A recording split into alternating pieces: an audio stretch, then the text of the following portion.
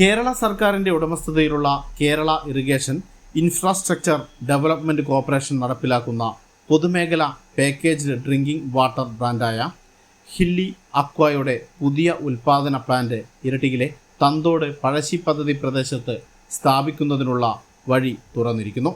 25 കോടി രൂപയുടെ നിക്ഷേപം പ്രതീക്ഷിക്കുന്ന പദ്ധതിയാണിത്. പദ്ധതിയുടെ ഭാഗമായി പഴശ്ശി ഇറിഗേഷൻ പദ്ധതിയുടെ ജലസ്രോതസ് പ്രയോജനപ്പെടുത്തി ഹില്ലി അക്വ പ്ലാന്റ് സ്ഥാപിക്കുന്നതിനുള്ള നടപടി സ്വീകരിക്കണമെന്ന് ആവശ്യപ്പെട്ട് പേരാവൂർ നിയോജക മണ്ഡലം MLA കൂടിയായ വൈദ്യുതി പരിസ്ഥിതി പാർലമെന്ററി കാര്യ വകുപ്പ് മന്ത്രി സണ്ണി ജോസഫും കേരള കോൺഗ്രസ് ജില്ലാ പ്രസിഡന്റ് റോജർ സെബാസ്റ്റ്യനും ചേർന്ന് ജലവിഭവ വകുപ്പ് മന്ത്രി മോൻസ് ജോസഫിന് കത്ത് നൽകിയിരുന്നു. അടിയന്തര നടപടി സ്വീകരിക്കാൻ കത്തിൽ കുറിച്ച് മന്ത്രി KIIDC COയ്ക്ക് നിർദ്ദേശം നൽകിയതോടെ മലബാറിൽ ആദ്യത്തെയും കേരളത്തിൽ മൂന്നാമത്തെയും പ്ലാന്റ് ഇരിട്ടിക്ക് ലഭിക്കുമെന്ന കാര്യത്തിൽ ഉറപ്പായി.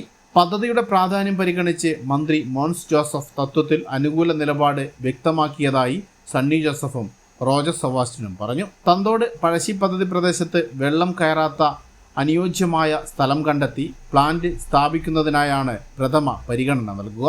ജലസ്രോതസ്സിനോട് ആവശ്യമായ സൗകര്യത്തോടെ ചേർന്നു നിൽക്കുന്നതിനോടൊപ്പം പ്രളയ സാധ്യതയും ഭൂമിയുടെ ഉപയോഗ യോഗ്യതയും കണക്കിലെടുത്ത് അനുയോജ്യമായ സ്ഥലം കണ്ടെത്തുന്നതിനായിരിക്കും തുടർ പരിശോധന. അന്തിമ സ്ഥലം സാങ്കേതിക പരിശോധനകൾക്കും ബന്ധപ്പെട്ട വകുപ്പുകളുടെ നടപടിക്രമങ്ങൾക്കും ശേഷമായിരിക്കും നിശ്ചയിക്കുക.